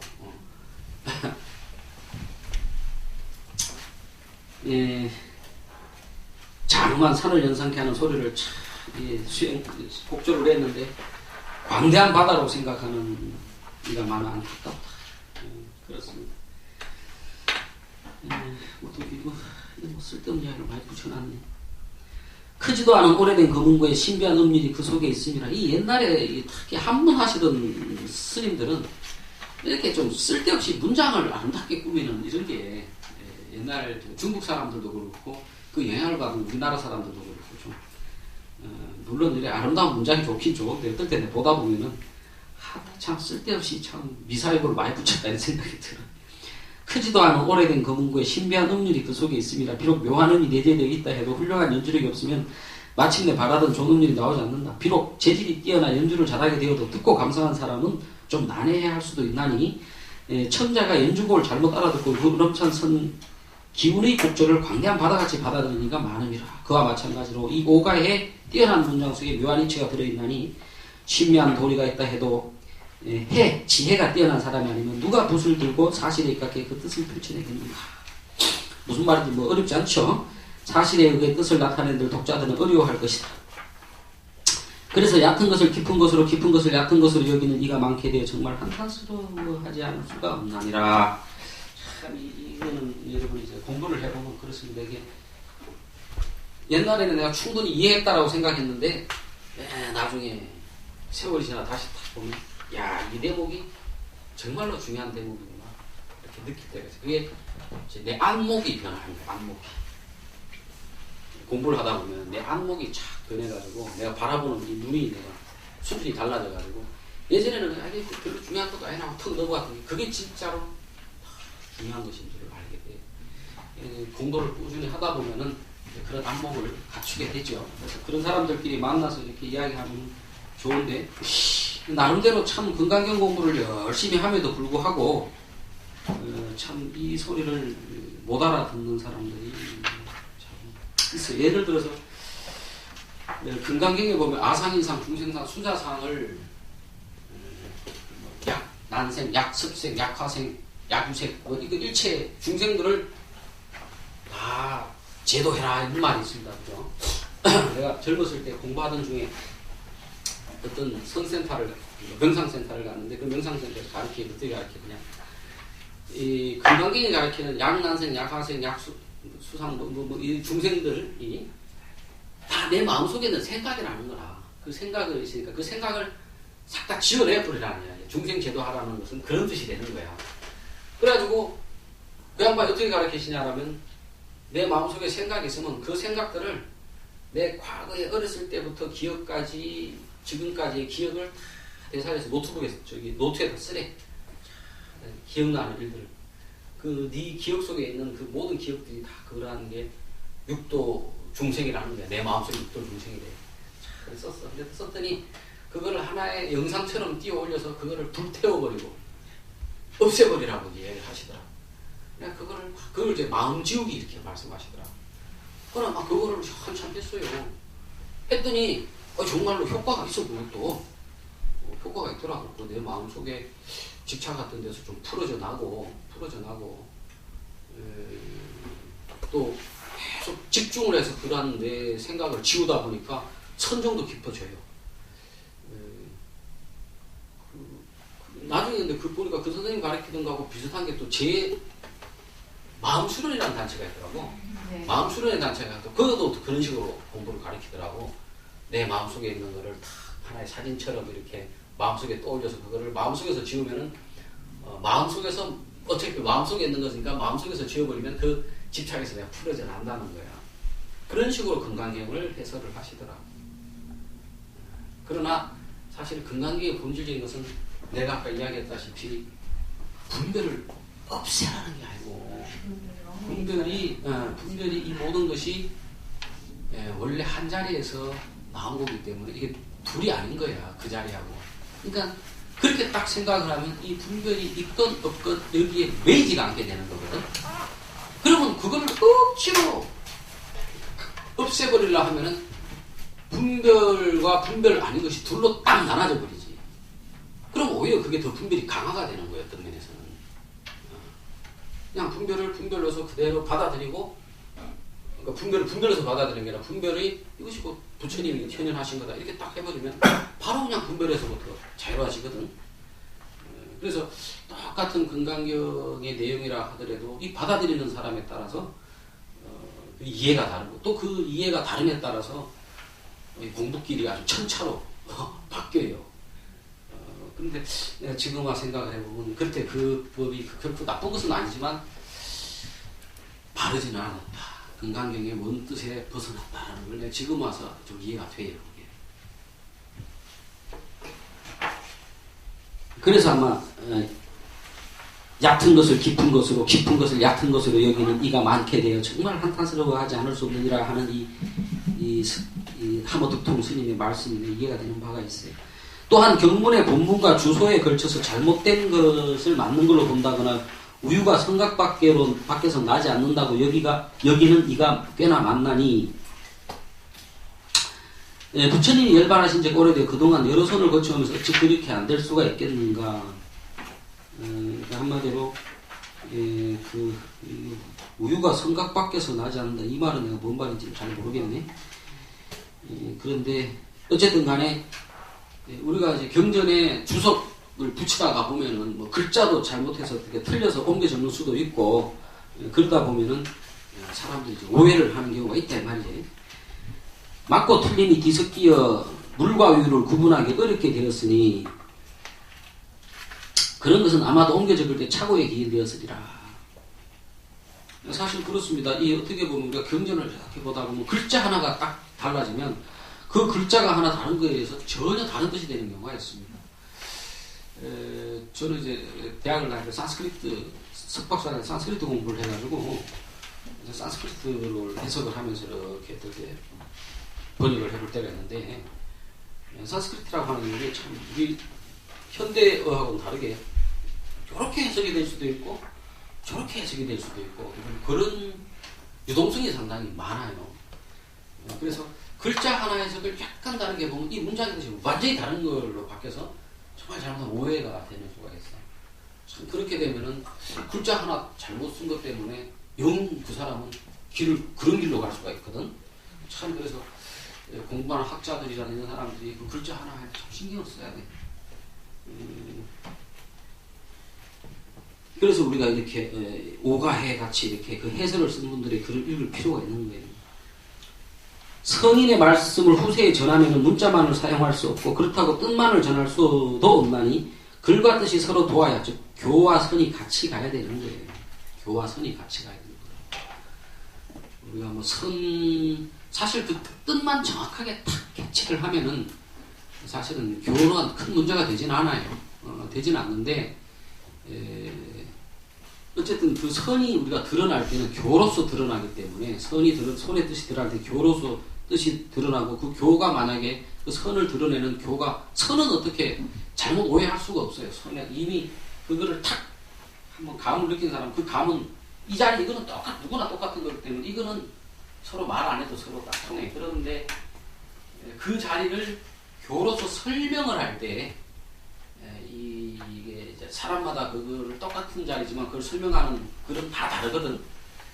그래서 그러한 것들이 잘못하면 오해를 가져올 수 있는 소지가 참 많아요. 그래서 이 선의 근본 뜻도 전해져야 되지만 그 선의 근본 뜻을 전하는 이 교도 제대로 잘 전해져야 된다고. 글과 뜻이 서로 도와서 소기의 결과를 이뤄 천하고금의 기감이 되고 생안과 출생안의 안목을 열어줄 수 있느니라. 만약 뜻이 잘못이 있고 문장에 착오가 있으면 중생의 안목을 열어줄 수가 없을 뿐만 아니라 잘못 이하여 정견이죠. 정견. 이 정견이 팔정도의 가장 첫 번째입니다. 정확한 바른 견해죠. 그러니까 정확한 게 아니라 바른 견해.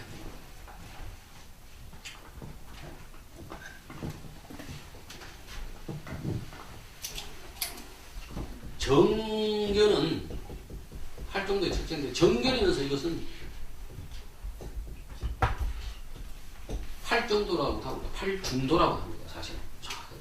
그래서 바르다고 하는 것은 바르거나 삿되거나 하는 그 분별 차원에서 바른다는 게 아니라 정도, 사도 다 어디서 나온다? 이 한 자리에서 나오는 거예요. 그 견해가 딱 서있는 이것을 우리가 정견이라고 합니다.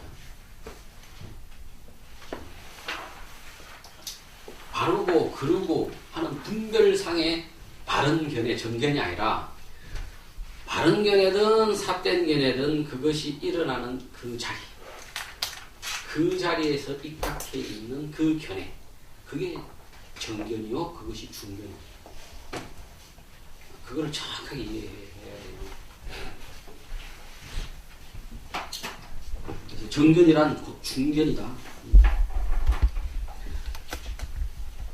근데 그것을 하여간에 글자를 잘못 써버리면은 저기 정견, 사견 할 때 저는 분별적 차원의 정견, 그것이 정견이라 잘못 생각하거든.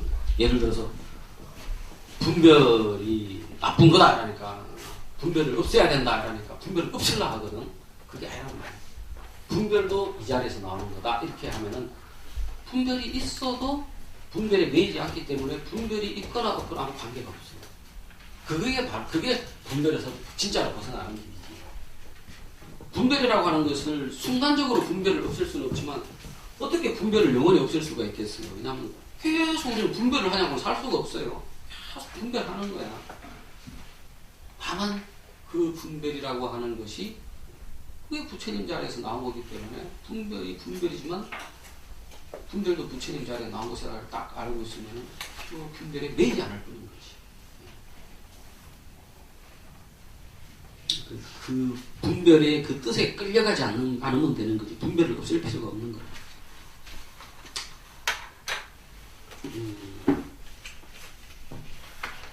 문자는 도를 나타내는 도구여 중생을 인도하는 방편이라 반드시 서로 보완되어야 하고 혈맥이 통하고 두루 정밀하게 되나니 경문이 빠지거나 구현되거나 도치되거나 착오가 없어야 독경자를 바르게 이해시켜 경을 읽는 사람을 바르게 이해시켜 이로써 만세기감이 되고 그렇지 않으면 중생의 안목을 열어줄 수 없을 뿐만 아니라 도려 중생을 미혹시키는 도구가 되고 마느니라. 그래서 참 이 글을 한자 한자 쓴다는 게 이게 겁나는 일인 것입니다. 설법하는 것도 겁나는 일입니다. 근데 설법은 어쨌든 설법은 내가 오늘 잘못했으면 그 다음날 가가지고 아이고 야 내가 그때 그 말을 하다 보니까 내가 이 말을 잘못했다. 고칠 수라도 있지. 그 뒤에 안 남지 설법한 거는. 근데 글로 한번 딱 남아버리면 그것도 아주 권위가 있는 큰 스님, 뭐 대학자 큰 박사가 글을 딱 썼단 말이야. 그럼 내가 봤을 때는 그 큰 학자 말씀, 그 큰 스님 말씀이 틀렸는데 이렇게 하면 네가 네 건방지게 큰 스님이 쓰신 그 말씀에 네가 토를 다나 이렇게 되거든. 그러면 찌그러지는 거예요. 그 우리나라에 지금 그 화두 참선하는 게 지금 그렇게 됐다고. 화두 참선하는 게 가나선이라고 할 때 화두를 참고한다고 하는 게 도가 무엇입니까? 이 사람들이 온갖 분별을 내기 시작하거든. 소리가 뭘까, 뭐 어떨까. 분별에 빠지라는 소리가 아니고 이 소리가 일어나는 그 자리를 알아라는. 이 소리가 일어나는 그 자리, 지금 소리가 일어나고 있잖아, 지금 바로 이렇게. 바로. 소리가 그냥 호련이 일어나나? 호련이 일어날 때 일어나는 자리가 있어. 또 호련이 사라지잖아. 호련이 사라지는 자리가 있다는 말이에요. 그죠? 그러니까 이 소리가 있는 거지. 그 자리를 알아고 해주는 거거든. 그런데 그거를 막 분별로만 따라간다든지. 요즘에는 더군다나 이목고 화두 같으면 계속 이목고 이런 식으로 연불하듯이 이목고 화두를 하는 사람들이 많아요. 이목고의 뜻은 그게 아니라고. 이 말 그대로 이목고라고 소리를 낼 때 그 소리가 탁 일어나잖아. 일어나는 자리가 있잖아. 이목고라는 소리가 일어나잖아. 그냥 이목고야. 그러니까 그 자리가 확인치 않을 때마다 이목고 소리를 탁 내면 다시 그 자리구나. 이밖에 없지. 그 역할을 해주는 게 화두의 역할이거든. 그때 그거를 붙잡고 막 실험을, 물론 그렇게 해도 되긴 됩니다. 화두를 붙잡고 막 실험을 하다 보면 나중에 답이 없는 질문이니까 나중에 지쳐가지고 아이고 막 귀찮네, 다 막 필요 없다고 탁 놔버리게 되거든. 그때 탁 그 자리가 드러나는 경우도 있습니다. 그럴 때 보통 아주 와장창 깨지면서 확철되어 하는 경우가 많아요. 대신에 그 과정 동안 아주 그냥 사람이 반 죽다 살지. 그리고 모든 사람이 다 그렇게 확철되고 잘 안 되지. 근데 요즘에는 하여간에 가나선을 계속 그런 식으로 하는 거야. 원래 조사선이라고 하는 것은 그 자리를 붙잡아가지고 의심을 놓아가면서 공부하는 그게 조사선 공부야, 옛날에. 그런데 요즘에는 어떻게 된 게, 그런데 그게 잘 안 되는 사람한테 이제 화두를 준 거라. 화두를 줘가지고 네가 계속 이 화두를 한번 이 이치라고 생각해봐. 이게 무슨 의미인지. 근데 이게 뭐 특별한 의미가 있는 게 아니라 너희 남편 밥 먹을 때 늘 늦게 오는 남편 했을 때 그 소리를 자꾸 따라가서 생각을 하면 신경질나고 화나잖아. 근데 그냥 그 소리가 호련히 일어났다가 들어간 자리다라고 딱 생각하면 호련히 일어났다가 들어간 자리, 그 자리 그것만 딱 들어가게 되는 거거든. 그러니까 그렇게 하려고 만든 게 원래 화두인데 그 뜻을 붙잡고 자꾸 들어가는 거야. 그러니까 옛날에 큰 스님들이 화두를 그 뜻을 붙잡고 들어가면 안 되느니라, 뜻을 붙잡고 들어가면 안 되느니라. 옛날에 사람이 흙덩이를 탁 던지면 개는 그 흙덩이를 쫓아가지만 사자는 흙덩이를 쫓은 사람을 콱 물어버린다. 다시 흙덩이를 던지지를 못한단 말이에요. 흙덩이를 던진다는 거예요. 자꾸 분별 개념으로 화두를 따지면 자꾸 무냐, 유도 아니고 무도 아니냐, 비유, 비무냐, 막 이렇게 개념 마치 흙덩이 던지면 개가 이리 쫓아갔다 저리 쫓아갔다 하거든. 그렇게 하라고 화두를 주는 게 아니라 이 흙덩이가 던져지는 그 근원, 그 분별을 일으키는 그 근원을 알아라고 화두를 주는 거거든. 그럼 박 소리 들으면 그 자리에서 딱 하고 끝나는 거지. 그런데도 불구하고 확연하게 여심이 없어지지 않기 때문에 한 번씩 가다가 이목고 라면서 이목고 자리, 이목고가 일어난 이 자리 탁 하고 다시 한번 그걸 마음속에 흐릿한 감이나마 다시 한번 감을 들어지고 그 자리에 딱 서 있어 보면 그 자리에 딱 있어 보면 일체 만물이 마치 그 상태 윗바사나 같은 상태야. 윗바사나가 널 알아차리는 상태지, 그지?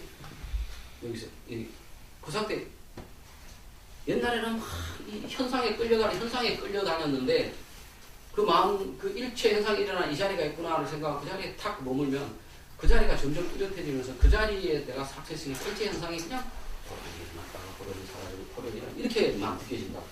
그러면 특별히 윗바사나를 안 해도 저절로 그런 상태가 돼. 그냥 그런 상태가 돼요. 내가 아침에 진부에서 우리 진부는 벌써 눈이 또 4월에 어젯밤에 한참 내려서 이만큼 살았어. 옆동네 그 옆동네는 불을 떠서 희한한. 그래가지고 아침에 왔는데 아침에는 그 상태가 성성하더라고. 성성하니까 그냥 뭐 일체 대상을 봐가지고 윗바사나 옛날에도 윗바사나 해봤거든. 딱 그런 상태가 되더라고. 지금은 어떠냐? 지금은 나는 사람들 만나다 피곤해지. 뭐 그런 상태는 전혀 아니고 막 힘도 없고 기운도 없지만은 그럴 때는 그럴 대로 이렇게 피곤하고 뭐 머릿속도 어지럽고 하지만 이 자리는 어디서 나온 자리인가?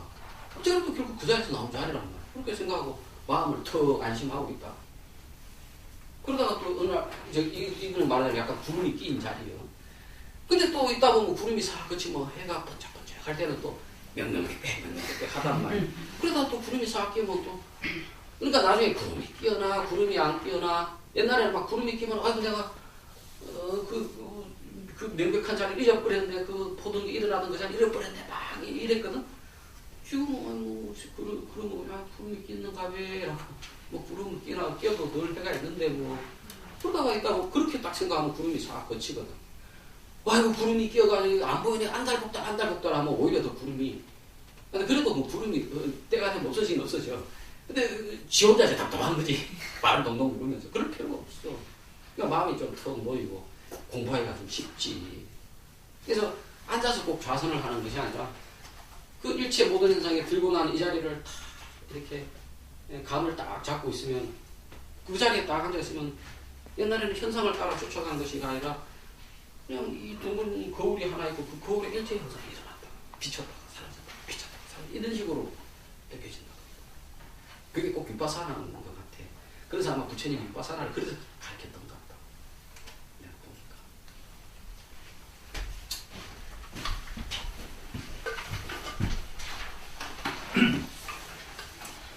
문자에 미혹되지 않고 성인의 뜻한 바를 체달하는 자를 구하기가 진실로 어렵다. 문자에 미혹되지 않고 성인의 뜻을 뜻한 바를 체달하는 자. 이게 무슨 말인지 알겠죠? 금방 이야기했잖아.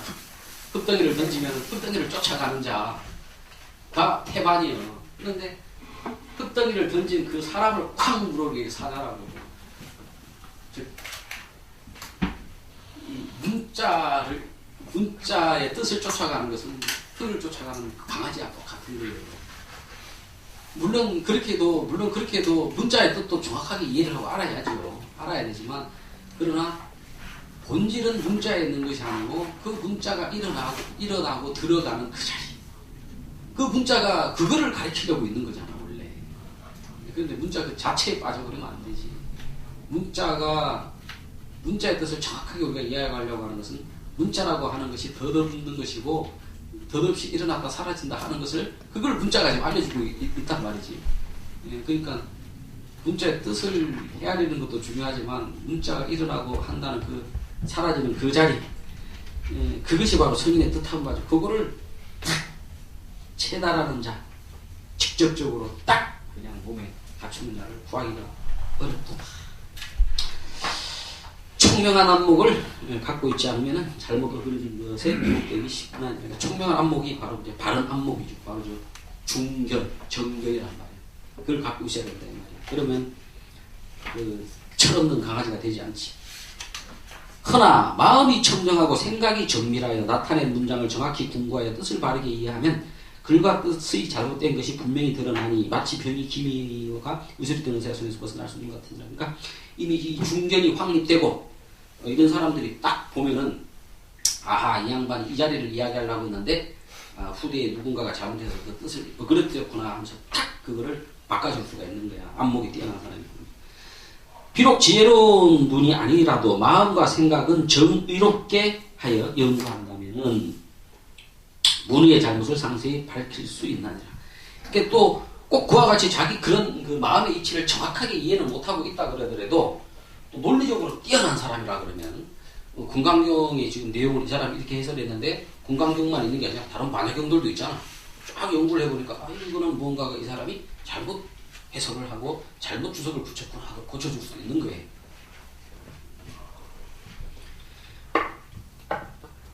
내가 뛰어난 의사의 무리에 들지는 못하지만 하모드통 스님 문을 조금 알아 옳고 그름을 대략 분별할 수 있기에 한마디로 내가 아는 사람이다라는 걸 겸손하게 나타내는 이야기죠.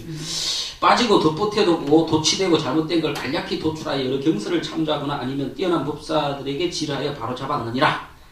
타본에 근거하지 않고 함부로 본문의 일자리로 덧보태거나 빠지지 않았느니라. 내가 그래서 내 나름대로 내 안목과 그동안 공부했던 그 실력으로 내가 금강경 오가이를 다시 한번 싹 글자 틀린 거 이런 거 딱 정리해가지고 조선 초에 이 책을 이제 내셨다 이거예요. 이게 서문이지, 이게 서문. 이거 좀 넘어갑시다. 26페이지. 제반 의심사는 타본에 증가할 곳에 없을 때 뜻에 의해 결정하고 사회는 오가의 말미에 적어놨습니다.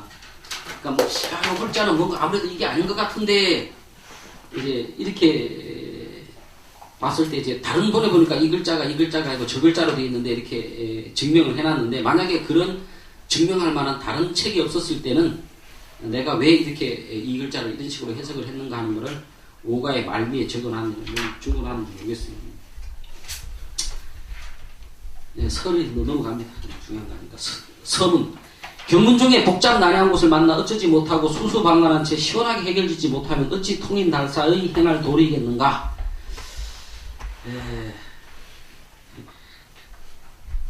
한마디로 자기가 통인달사라는 이야기죠.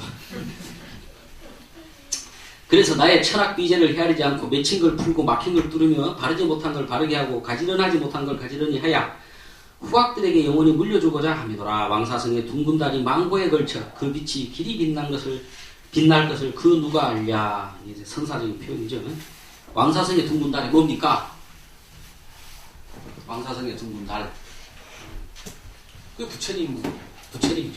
그 부처님이 어디가 있습니까? 지금 여기 있죠.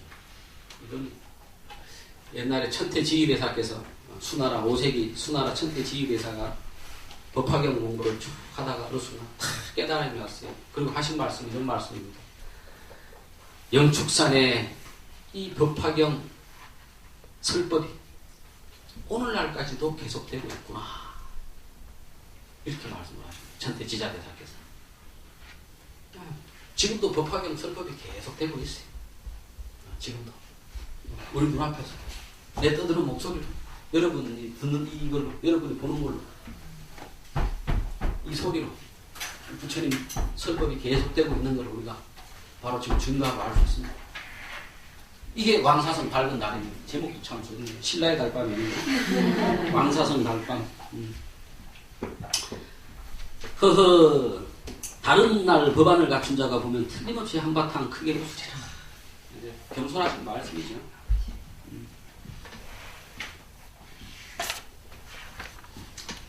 네, 27페이지 끝에 보면은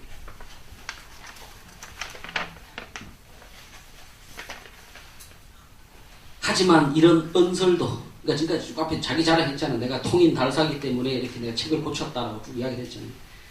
하지만 이런 언설도 공중의 모기 소리 같은지라. 공중의 모기 엥, 여름 되면 엥 소리 나는 게 있잖아요. 네, 한마디로 겸손의 말씀이죠. 달자는 듣고서 깨달은 사람은 내 이야기를, 네가 쓴 금강경 5가의 서문이나 이런 것들 해설을 보고는 분명 웃음거리고 비웃을 것이라.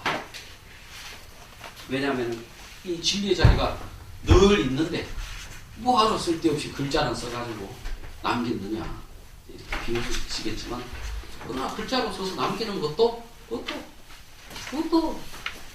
결국에 똑같은 부처님 자리, 모든 게 다 부처님 자리. 겸손하신 말씀이죠. 이렇게 해서 이제 하모드통 선사의 서문을 끝내고, 조계 6조 선사 서문이 있고, 요거는 아마 조계 선사가, 조계 대사, 해능 대사가 쓴 거 아닐 거예요. 내가 보니까 제자가 아마 썼던 것 같은데. 그 다음에 예장사문 종경스님 이제 돼 있는, 요 종경스님 그 상당히 어렵습니다. 교학을 좀 알아야 되고, 교학만 알아서 되는 게 아니라 중국 철학, 도교 철학 이런 것도 좀 알아야, 음양 오행 이런 것도 좀 알아야 되고 그래요. 그리고 난 다음에 이제 금강 반야 바라밀경 상에 들어가는데, 좀 진도가 늦다라는 말씀도 있고 해서, 그리고 이미 앞에서 한 이 하모드통 서문으로서 그 이야기 속에서 조계 해능대사의 서문이나 종경대사 물론 서문은 좀 이제 교리적인 부분이 있어가지고 좀 약간 다른 부분이 있습니다만은 원질적으로 똑같은 선사의 말씀이고, 근데 종경대사 이거는 상당히 수준으로 치면 석사 박사로 치면 박사급의 이제 불교 철학만 들어가 있는 게 아니라 도교 철학도 들어가 있고 아주 정말 박학다식한 느낌을 주는 이런 건 빼버리고, 다음 시간에는 바로 39페이지에 금강반야 바라밀경 상 내용으로 바로 들어가도록 하겠습니다. 자, 다 됐죠? 시간이죠? 네. 여러분 수고하셨습니다.